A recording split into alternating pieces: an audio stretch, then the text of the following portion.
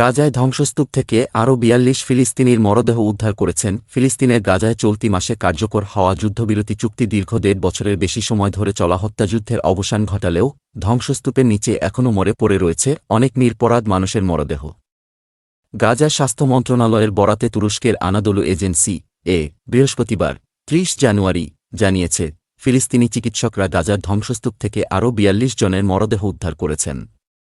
এর মাধ্যমে ২০২৩ সালের অক্টোবর থেকে গাজা উপত্যকায় ইসরায়েলের বর্বর হামলায় নিহত ফিলিস্তিনিদের সংখ্যা এখন ৪৭,৪৬০ জনে পৌঁছেছে।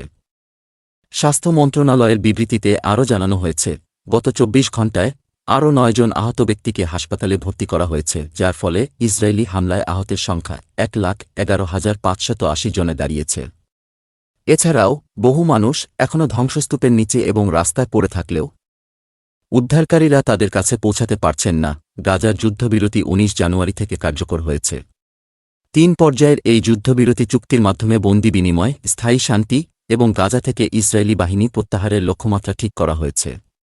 তবে গাজায় ইসরায়েলি আক্রমণের অবসান ঘটলেও এখানকার অধিকাংশ এলাকায় এখনও সংকট চলছে এবং ১১,০০০-এরও বেশি মানুষ নিখোঁজ রয়েছেন।